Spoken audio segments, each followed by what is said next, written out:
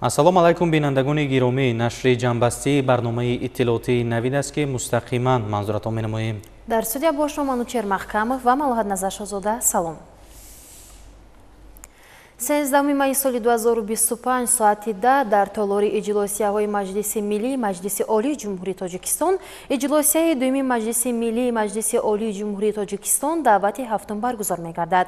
Аъзои Маҷлиси Миллии Маҷлиси Олии Ҷумҳурии Тоҷикистон 13 майи соли 2025 аз соати 8 то соати 9 дар шӯъбаи ташкилии дастгоҳи Маҷлиси Миллии Маҷлиси Олии Ҷумҳурии Тоҷикистон ба қайд гирифта мешаванд. Телефонҳо 221 98 35 223 19 48.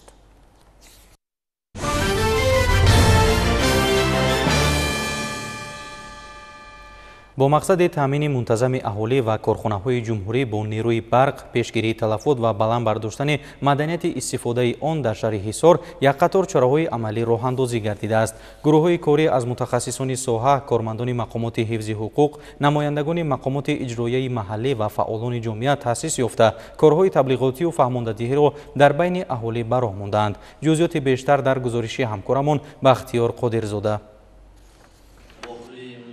дар ҷамоати шаҳраки Ҳисор бо иштироки намояндагони мақомотҳои дахлдор аз ҷумла прокуратура, вазорати корҳои дохилӣ, директорони муассисаҳои таҳсилоти миёнаи умумӣ ва раисони маҳаллаҳо ҷаласаи муҳими амалӣ дар мавзӯи баланд бардоштани маданияти истифодабарии қувваи барқ ва шарҳи тағйиру иловаҳои нави қабулшуда ба кодекси ҷиноятӣ ва кодекси ҳуқуқвайронкунии маъмурии ҷумҳурии Тоҷикистон баргузор шуд.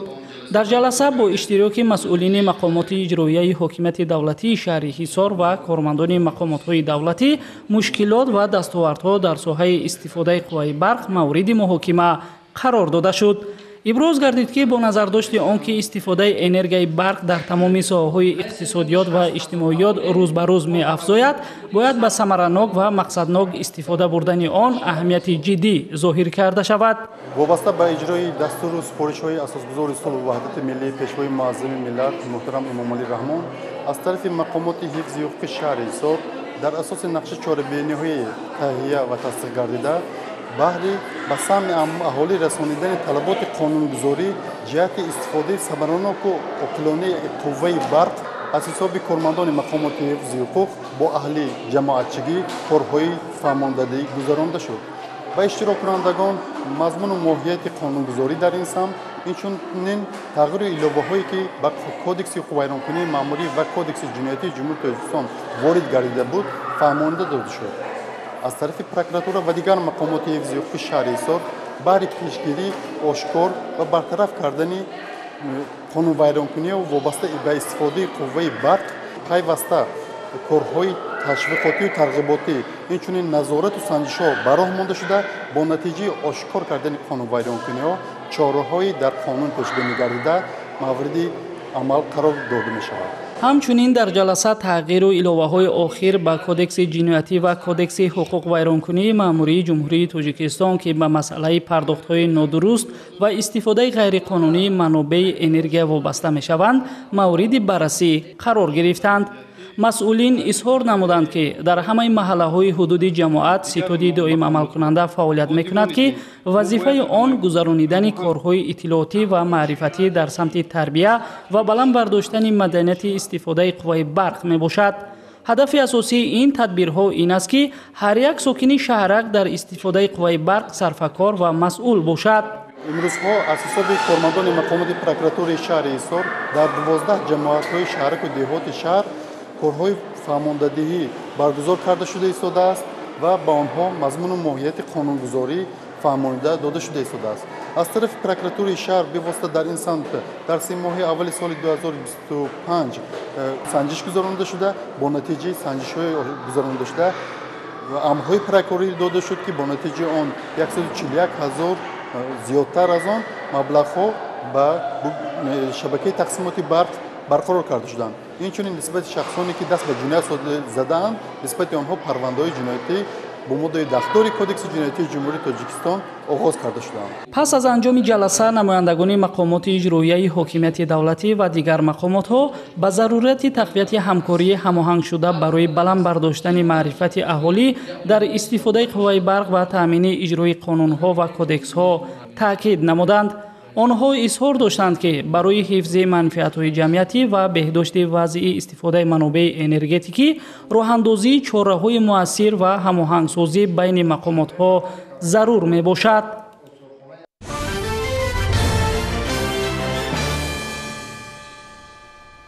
ساکنان ولایت ختلان قطعه‌های زمینی در اختیار داشته خود را مقصدناک استفاده برده از این حساب برابر تامین احتیاجات روزگاری خویش همچنین در فراوانی بازارهای مملکت نیز حصه‌گذاری می‌کنند. همکاران ما اوید به پرورش سبزیجات بروقتی و استفاده با ثمر زمین از ناحیه وخش گزارش می‌دهند. وابسته به امکانات مساعد، اقلیم و زمین‌های وسیع کرم آبی، اهل زحمت ناحیه وخش در فراوانی بازار استعمالی سهم ارزنده می‌گذارند. مخصوصاً این شب و روز جمع‌آوری بلغاری و قلمفور در خواجگی‌های پیشقدم ناحیه آغاز گشته است و دهقانان تلاش دارند تا هرچی زودتر محصول دست خود را چیده و پیشنهاد ساکنان گردانند. گرمخانه تشکیل کردن در قطعه زمینی که 60 ساتیخ در همه گرمخانه ها من با واسطه من بلغاری که من میگم ما پرورش داریم، ما بلغاری کردیم، بلغاری میچینیم، همینجا خریدارا از شهر دوشنبه میان همینجا خریداری میکنن با نرخی دهخانی خودمون. بعد این بلغاری تمام شدن ما در همینجا مکدان میکاریم. اساسیش ما بگیریم در خانه هامون گرمخانه داریم که 20 سپتامبر ما تخم همیره اروخش میکاریم. از همه واسطه همه تخم ما نگاه بین میکنیم در 5 ماه قریب زمستان میگذرونیم. 5 ماه با پرورش میکنیم، بعد 5 ماه گرفته در همه در گرمخانه ها بعد میشونیم. باید گفت که ساکنان ناحیه وخش مهنت قرین بوده هر یک قطعه زمینی در اختیار داشته خود را عاقلانه و ثمراناک استفاده میبرند. از اینجاست که امروز در اکثر خواجگی‌های دهقانی حدود ناحیه نشأ و نمای محصولات کشاورزی خوب به نظر میرسد. در خواجگی ما کارتوشکا، پیاز، قلافری بلغاری، پامیدور کرده شدگی تمام محصولات ها هست. برای حاصل خوب گرفتن باید مهنت حلال کردن در کار. به مهنت یگان چیز نمیشود. پیاز میکاریم، بعد پیاز گرفتن در جاش مکه علفی برای خوراک شروع میگیریم، بعد اون در جاش بود کرم میکاریم که همون برای بازار استعمال رو چی کردن طلبات برای همون بسیارتر است. بعد حاصل گرفتن در ماه‌های نوامبر دکمبر زمین را شدگار میکنیم. در جایی که مثال من کارتوشکا میکاریم، مثال پیاز میکاریم، باقی مانده شد برای بهار تیار کرده میمونیم. خواجگیداران و برزگران ناحیه در سمت پخته‌کاری نیز تجربه بای داشته همساله با رعایت کارهای اگروتکنیکی حاصل فراوان به دست میآورند. ما امروز شنوندیم خیلی کار کردیم، خدا را شکر کلیمکا قد شنوندیمش خوبتر شده هر ساله. نه که بارونا و چیز داد ما را ضرر نداد. نه پخته ما مقصد هر ساله خیلی فرق داره. چه پخته خوب بوده. شنودم خیتایش هم خیلی داروش دادم 150 کیلو از داروش دادم. اینا پیش وقت به کلیمکا میکرد خیلی فرق داره. کلیمکا قطعی خوب میشیده. نه یا دارو قطعی کلان شد. بعد علف نداره اینا. مقصد مردم کار کردنش آسان‌تر بوده. علف نیست. کооپراتیو تجارتی تخم پروری حاجی زاکر از زمره خواجگی‌های پیشقدم پخته‌کار در ناحیه به شمار می‌رود. سهامداران خواجگی مذکور همساله در مساحت 41 هکتار نوع سرحاصل پخته کش نموده با استفاده از تجربه بای خود از اولین ها شده به جمع‌آوری حاصل آغاز می‌کنند. همین است که پخته کش نموده خواجگی امروز نشأ و نمای خوب دارد. نقشه داریم که همین 2 سپتامبر چیندن سر کنیم. هر سال همین خیلی میشود. بود هوا خوبتر اومد. هر ساله ده امسال با یک 10-15 روز پیش پخته هم پیش نوندیمش هم با پیش شیدسته هوزی مقصد این پخته ما. در واقع تجربه بای زمین‌های زرخیز و مهنت شبانه روزی مردی برزگر امروز تمام دکان و بازارهای مملکت را فراوان نگاه می‌دارد. از یک جانب دهقانان با استفاده درست زمین روزگار خود را به می‌گردانند، از سوی دیگر دسترخوان ساکنان را با محصولات تر و تازه وطنی تأمین می‌سازند.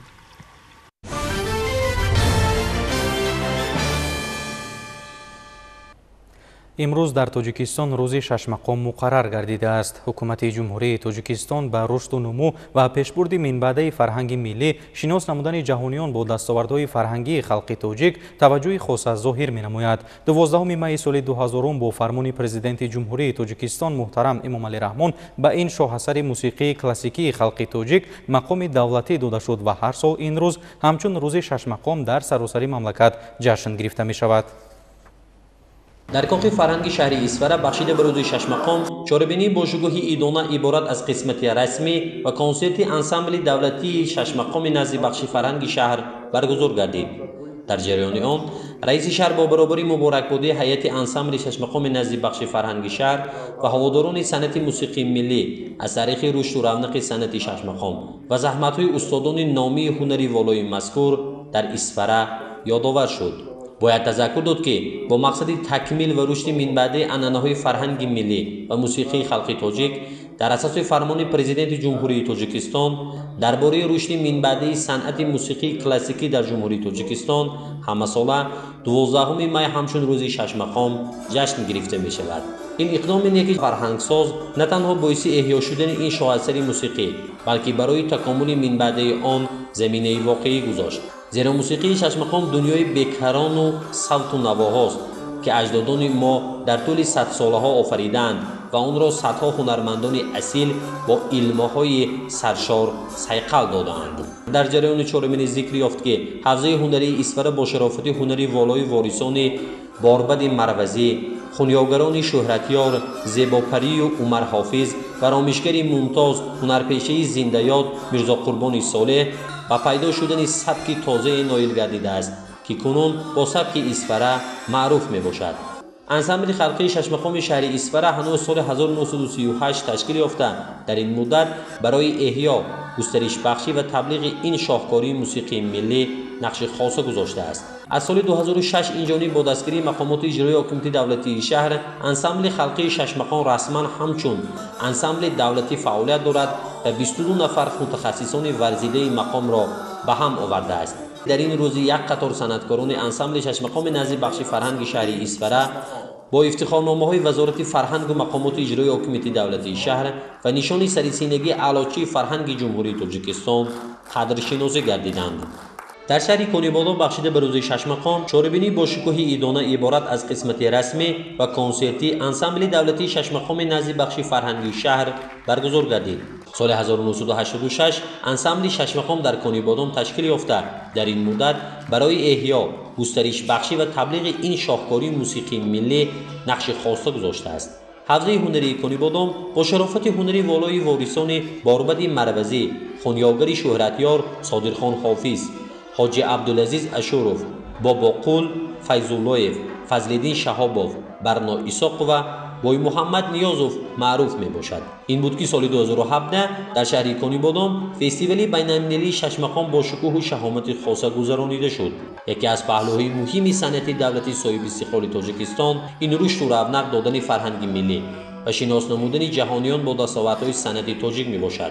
باید گفت که با مقصد تکمیل و رشد منبع عنعنه‌های فرهنگی ملی و موسیقی خلق تاجیک در اساس فرمان پرزیدنت جمهوری تاجیکستان پیشوای ملت پرزیدنت مملکت محترم امامعلی رحمان درباره رشد منبع صنعت موسیقی کلاسیکی در جمهوری تاجیکستان و 6 مقام دولتی داده شد.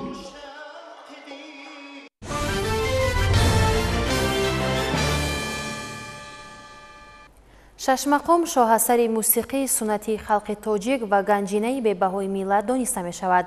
همین است که 6 مقام همچون شاهستون صنعتی ملی تاجیک تا امروز پابرجا بوده برای رونق بیشتری آن همه زمینه ها فراهم آورده شده است.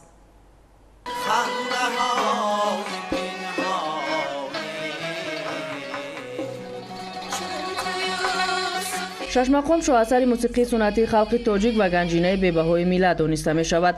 زیرا 6 مقام ارزشمندترین دوری گرانبها بوده این صنعت بزرگ پرجاذبه را هزارها رامشگران و سرایندگان دوام عصرها صیقل داده غنی‌تر گردانیدند.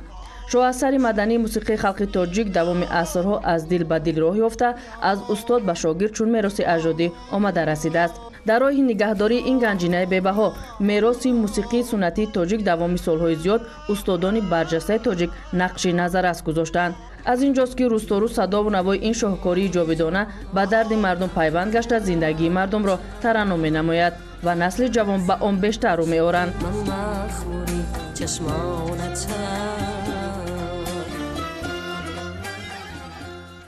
شش مقام تاجیک علاقه از همین یعنی شش معلوم است که یعنی این مالی تاجیک است. این شناسنامه ملت تاجیک است و این در حقیقت علم است و یک علمی بزرگ است که امروزها تمام استادانی که امروز در این سمت نمودند خیلی زحمت‌های شایان کردند که برای ما تا به زمان ما آمده رسیدند و امروزها ملت تاجیک باید افتخار کند که در تاجیکستان چنین موسیقی بزرگ است و وجود دارد. باید هر یکی ما وظیفه‌دار باشیم که همین موسیقی ملی شش مقام را پاس داریم.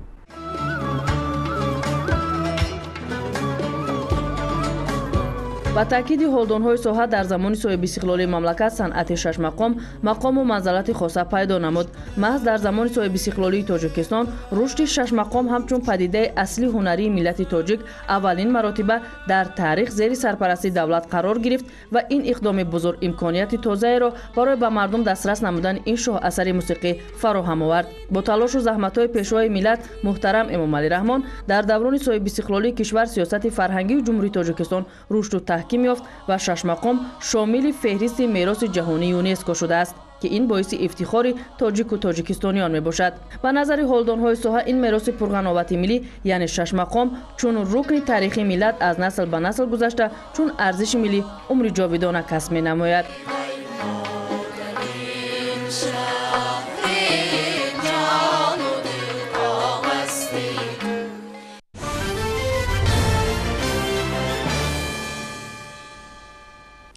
вазорати мудофиаи ҷумҳурии тоҷикистон дар ҳамбастагӣ бо кумитаи кор бо ҷавонон ва варзиши назди ҳукумати ҷумҳурии тоҷикистон пайваста дар қисмҳои низомии қувваҳои мусаллаҳи кишвар чорабиниву ҳамоишҳои гуногун доир намуда ҷиҳати баланд бардоштани рӯҳияи хизматчиёни ҳарбӣ корҳои назаррасеро ба сомон мерасонанд. чанде қабл ҳамин гуна чорабинӣ дар яке аз қисмҳои низомии вазорати мудофиаи кишвар доир карда шуд.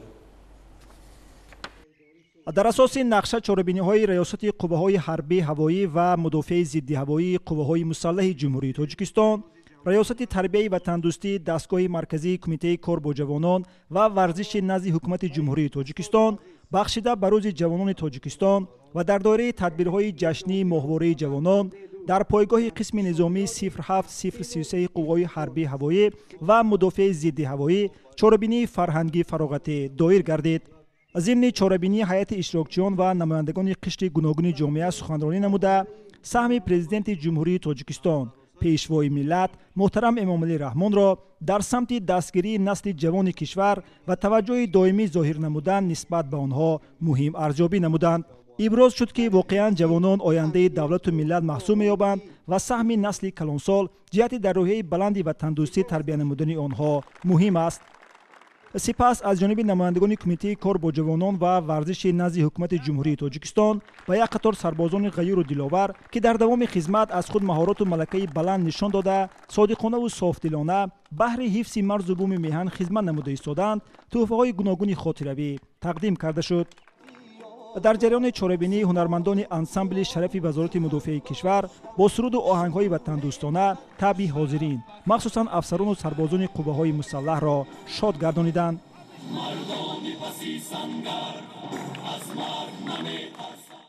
лозим ба таъкид аст ки баргузории чунин вохӯриҳо ва ҳамоишу чорабиниҳои доимӣ боиси рӯҳбаландии сарбозону афсарон гардида дар замири онҳо меҳри ватанро бештар менамояд.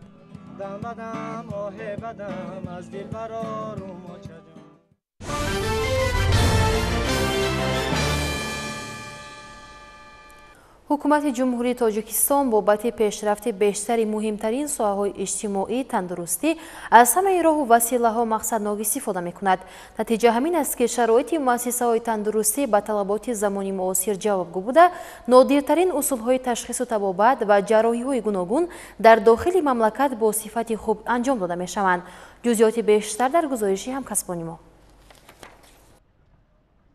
дар назди клиникаи таълимии донишкадаи тиббии иҷтимоии тоҷикистон маркази тиббии дилафзо ифтитоҳ ёфт. дар шуъбаи ангиографияи маркази мазкур ки дар он технологияи навтарини истеҳсоли ширкатҳои машҳури ҷаҳонӣ ворид карда шудааст, ҷарроҳиҳои мураккаб аз ҷумла дилу рагҳои хунгард, бемориҳои ишемиявии дил, нуқсонҳои модарзодии қалб, тангшавии шараёнҳои гурда, саратони ҷигар ва саратони бачадон ба роҳ монда шудааст. ҷарроҳиҳои мураккабро дар ин марказ табибони тоҷик дар якҷоягӣ бо табибони хориҷӣ анҷом медиҳанд. ифтитоҳи клиникаи мазкур ба хизматрасонии сатҳи баланди байналмилалӣ мусоидат хоҳад кард. бояд гуфт ки як қатор ҷарроҳиҳои мураккабе ки имрӯзҳо дар маркази тиббии дилафзо гузаронида мешавад, қаблан дар хориҷи кишвар анҷом дода мешуд. раванди ҷарроҳиҳо дар ин ҷо марказонида шуда, аз компютер назорат ва танзим карда мешавад. дар назди клиникаи донишкадаи тиббии иҷтимоии тоҷикистон клиникаи муосири дилафзо кушода шуд ки он бо дастгоҳи муосири тиббӣ муҷаҳҳазонида шудааст. таҷҳизотҳои мазкур ҳам аз ҷумҳурии япония ва иёлоти муттаҳидаи амрико ворид шудааст ки ин дар соҳаи тиб яке аз таҷҳизотҳои муосир ва беназир ба ҳисоб меравад. бо ёрии ин дастгоҳ барои табобати бемориҳои ишемикии дил, нуқсонҳои модарзодии дил ва пайдошудаи дил, бемориҳои шароёнҳои гурда, бемориҳои бачадон ва бемориҳои саратони ҷигар низ бо усули муосир бе ҷарроҳӣ ва бе буриш ба роҳ монда шудааст. бо фароҳам гардидани шароиту имкониятҳои мусоид, дастрас намудани дастгоҳу таҷҳизотҳои муосири тиббӣ, ҳамзамон гузаштан аз курсҳои такмили ихтисос ва давраҳои омӯзишӣ дар кишварҳои гуногуни олам ба табибони Тоҷикистон имкон дод ки давоми солҳои охир нодиртарин усулҳои нави ташхису табобатро дар соҳаи тибби мамлакат амалӣ гардонанд. табибони маркази тиббии дилафзои клиникаи таълимии донишкадаи тиббии иҷтимоии Тоҷикистон бо дастрас гардидани таҷҳизотҳои муосир як қатор бемориҳо ки қаблан бо усули кушод, яъне бо буриши зиёди ҷисми бемор ҷарроҳӣ карда мешуданд, ба таври лапароскопӣ, яъне бе буриши калони ҷарроҳӣ ва доруҳои беҳушкунанда анҷом медиҳанд. роҳбарияти олии кишвар ва вазорати тандурустӣ ва ҳифзи иҷтимоии аҳолии ҷумҳурии Тоҷикистон ба масъалаҳои ворид намудани усулҳои нави ташхису табобат дар соҳаи тибби мамлакат, аз курсҳои омӯзишӣ ва такмили ихтисос гузаштани табибон дар дохил ва хориҷи кишвар ва бо ин роҳ коҳиш додани муроҷиати шаҳрвандон ки барои ташхису табобат ба хориҷи кишвар мераванд, таваҷҷӯҳи хоса зоҳир намуда, баҳри ҳалли масъалаву мушкилотҳои дар ин самт ҷой дошта, пайваста тадбирҳои муҳиму саривақтиро амалӣ менамоянд. Проводит все уникальные операции через маленький прокол, без разрезов, без наркоза. И выполняет все современные виды операций, такие как установка стентов, сосуды сердца, сосуды шеи, эмболизация различных патологий, таких как миома матки, эмболизация проводит маточных артерий. Эта клиника соответствует всем современным стандартам. Здесь имеется хороший ангиографический аппарат, на котором со вчерашнего дня мы проводим уникальные операции. И женщины буквально после операции все активны и могут приступать к своему обыденному образу жизни.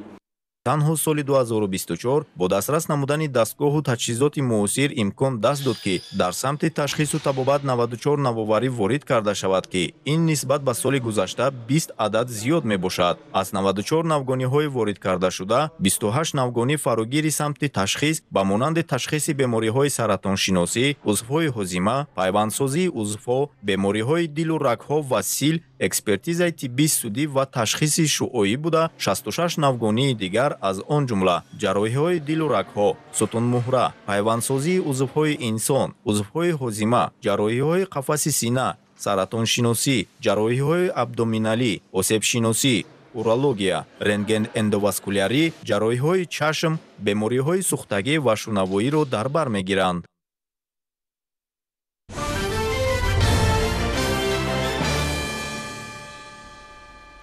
бо мақсади иҷрои дастуру супоришҳои роҳбарияти давлату ҳукумати мамлакат оид ба такмили омӯзиши забонҳои хориҷӣ дар мактабҳои миёна ва олии касбии ҷумҳурӣ дар ноҳияи ёвони вилояти Хатлон чорабиниҳои мақсаднок роҳандозӣ мегарданд. дар ҳамин замина дар ноҳия ҳафтаи забони англисӣ гузаронида шуд ки дар он омӯзгорону хонандагони ҳамаи мактабҳои миёнаи ҳудуди ноҳия фаъолона иштирок намуданд. Hello dear teacher and guests, let us introduce about дар ноҳияи ёвон бахшида ба ҳафтаи забони англисӣ чорабинии маърифати фарҳангӣ баргузор шуд. дар ин ҳамоиш хонандагони муассисаҳои таҳсилоти миёнаи умумии ҳудуди ноҳия барномаи пурмуҳтавоеро бо забони англисӣ пешниҳоди аҳли толор гардониданд. ин чорабинӣ дар доираи нақшаи чорабиниҳои раёсати маорифи вилояти хатлон доир гардида, ҳадаф аз он баланд бардоштани илму дониш ва сатҳи забондонии хонандагон мебошад. раёсати маорифи мақомоти иҷроии ҳокимияти давлатии вилояти хатлон оид ба ин омӯзиши забонҳои хориҷӣ нақша чорабиниҳо таҳия намуда, вобаста ба ин шуъбаи маорифи мақомоти иҷроии ҳокимияти давлатии ноҳияи ёвон пайваста миёни хонандагону омӯзгорон ва дигар кормандони соҳаи маориф, яъне ки омӯзиши забони хориҷиро ба роҳ монда истодаанд. мақсад аз баргузории ин конференсия аз он иборат аст ки баҳри баланд бардоштани сатҳи маърифатии забондонии хонандагон ва дигар кормандони соҳаи маориф мебошад.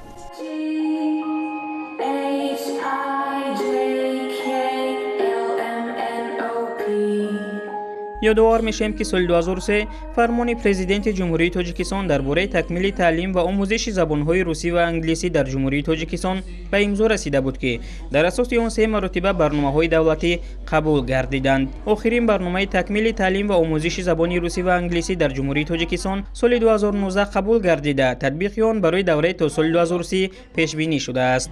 пешвои миллат муҳтарам Эмомалӣ Раҳмон 21 декабри соли 2021 зимни ироаи паёми солонаи худ ба маҷлиси олӣ бори дигар ба зарурати такмили таълими забонҳои хориҷӣ, пеш аз ҳама русӣ ва англисӣ дар мактабҳои миёна ва олии ҷумҳурӣ таваҷҷӯҳ зоҳир намуданд. ҳамоиш бахшида ба забони англисӣ дар ноҳияи ёвон низ дар доираи ҳамин ҳадафҳои ҳукумати мамлакат роҳандозӣ гардид. дар интиҳои чорабинӣ ба омӯзгороне ки дар ташкили ин ҳамоиш саҳм гузоштаанд ва ба як қатор хонандагон барои иштироки фаъолонаашон аз ҷониби масъулини шуъбаи маорифи ноҳияи ёвон сипосномаҳо тақдим карда шуд.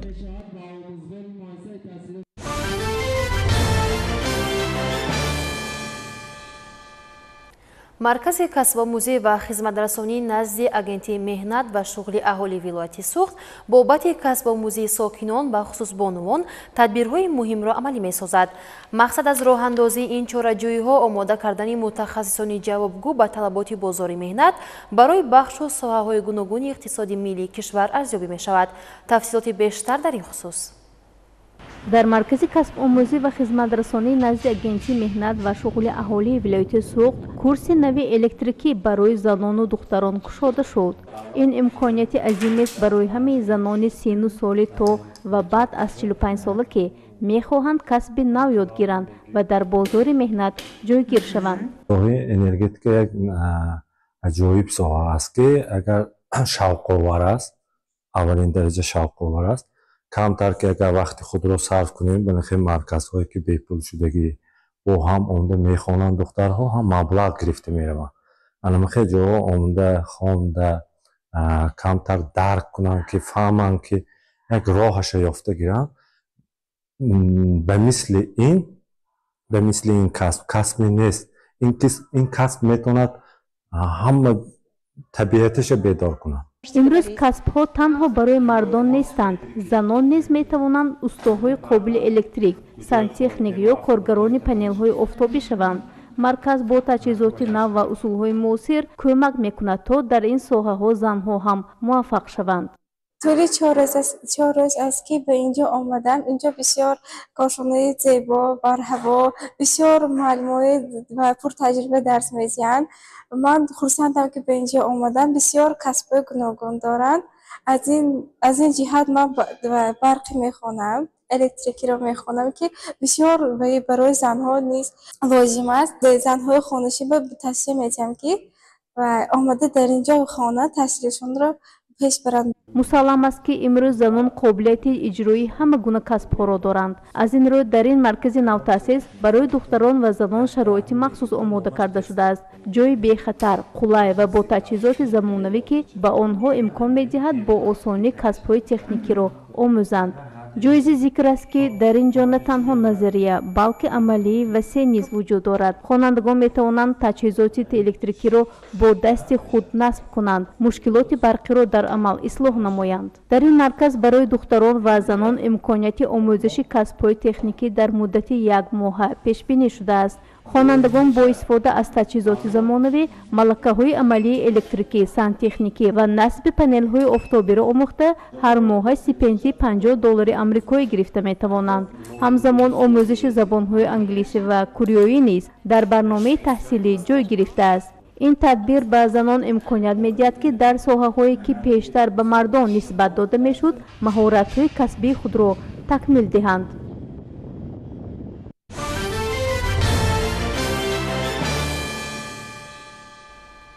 дар шаҳри исфара даври шаҳрии озмуни мураббии сол баргузор гардид. озмуни мазкур аз рӯи 6 шарт ҷараён гирифта, дар он ғолибони даври минтақавӣ ширкат варзиданд. тафсилот аз ҷараёни ин ҳамоиш.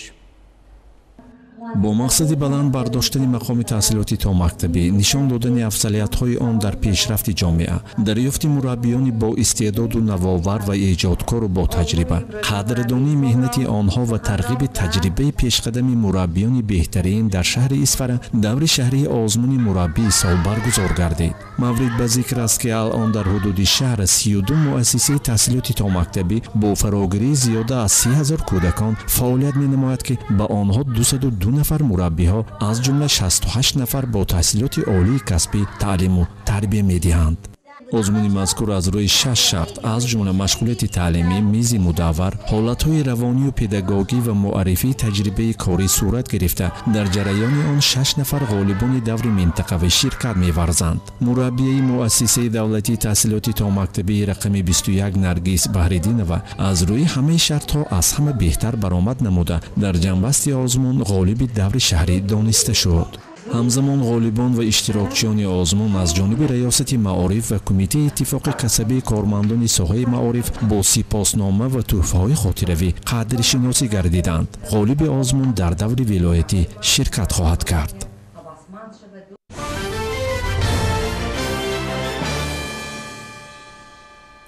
дар пайравӣ бо ташаббусу иқдомҳои инсондӯстонаи президенти ҷумҳурии Тоҷикистон муҳтарам Эмомалӣ Раҳмон бо ибтикори кумитаҳои волидони кӯдакони имконияташон маҳдуди шаҳри Кӯлоб дар ноҳияи Темурмалики вилояти Хатлон ҳамоиш баргузор гардид.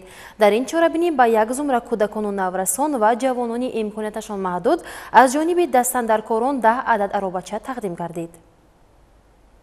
дар пайравӣ ба ташаббусу иқдомҳои инсондӯстонаи асосгузори сулҳу ваҳдати миллӣ, пешвои миллат, президенти ҷумҳурии Тоҷикистон муҳтарам Эмомалӣ Раҳмон ҷиҳати дастгирӣ аз табақаи ниёзманд ва расонидани кӯмаку таҷҳизоти зарурӣ ба кӯдакону шахсони имконияташон маҳдуд бо ибтикори кумитаҳои волидайни кӯдакони имконияташон маҳдуди шаҳри Кӯлоб дар ноҳияи Темурмалики вилояти Хатлон ҳамоиши дастаҷамъӣ баргузор гардид. ҳамоиши мазкур дар қасри фарҳанги ноҳияи Темурмалик баргузор шуда, нахуст ба як зумра кӯдакону наврасон ва ҷавонони имконияташон маҳдуд аз ҷониби дастандаркорон 10 адад таҷҳизоти ёрирасон аз қабили аробачаҳои махсус гардонида шуда ҷиҳати ба таълиму тадрис фаро гирифтани онҳо тақдим гардид. дар ин росто ҳамзамон аз ҷониби роҳбарияти мақомоти иҷроияи ҳокимияти давлатии ноҳияи Темурмалик низ ба як зумра иштирокдорон кӯмакҳои яквақтаи молӣ расонида шуда, ҳамин минвол аз дастуру ҳидоятҳои роҳбарияти олии мамлакат ҷиҳати расонидани кӯмак ба ниёзмандон дастгирӣ карданд. аснои ҳамоиш оид ба ҳаллу фасли мушкилот ва мавриди таваҷҷӯҳ қарор додани ин қишри ҷомеа таҳлилу баррасӣ гардид. иттилоъ дода шуд ки бо дастгирии ҳукумати ҷумҳурии Тоҷикистон ва шарикони рушд танҳо дар соли ҷорӣ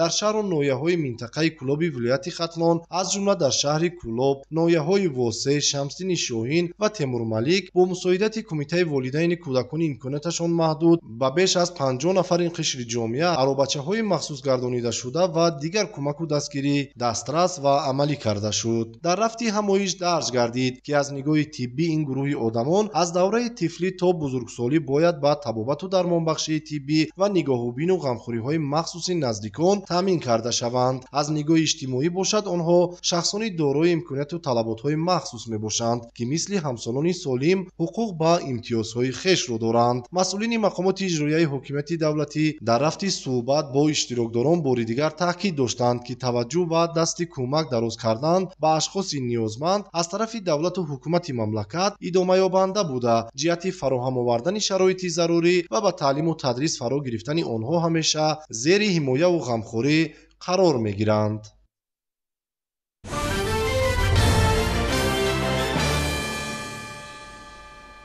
در ناحیه واسع با مقصد ارج گذاشتن به فرهنگ ملی و ترغیب بیشتری سر و لباس خاص به ملت ما زیر عنوان تاجیکانه میپوشیم چوربینی معرفتی دایر شد. در این تدبیر زیبایی دختران از شهرک و دهات ناحیه اشتراک نموده نمونه لباسهای ملی طراحان محلی را نمایش دادند. هر یک ملت ارزش‌های با خود خاص را درست و ملت را از روی ارزش‌های داشته‌اش در عرصه جهانی می‌دانند و می‌شناسند. خوشبختانه ملت کوهن‌بنیاد تاجیک از قدیم دارای رسم و رسوم و ارزش‌های ملی خویش هستند. لباس ملی یکی از آنها است.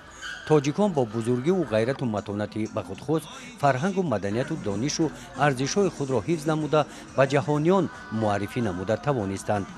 با مقصد ارج گذاشتن به فرهنگ ملی تحت سرپرستی شعبه معارف ناحیه واسع در همبستگی با شعبه کارگزاران و عائله دستگاه رئیس ناحیه زیر عنوان تاجیکانه میپوشیم اکسیای ترغیباتی تشویقاتی راه اندازی گردید.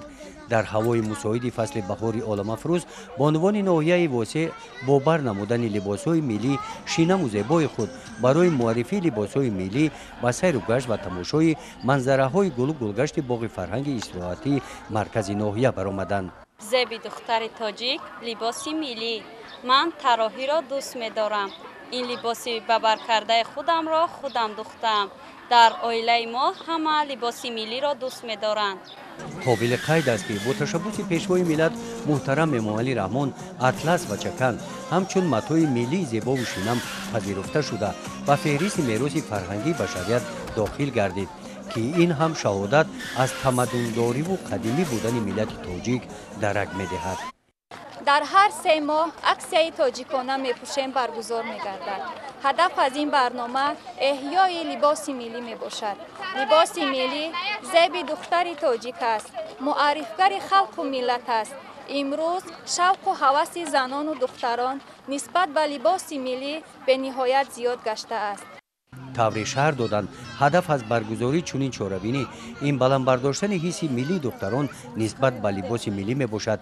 اطلس و ادرس سوخت، چکن خطلان، گلدوزی رشک، لباس زیبای بدخشان زیبنده هر دختر تاجیک است. گزارش خواجه نظریف خدای نظر ظهروف از ناحیه واسع برای برنامه اطلاعاتی نوید.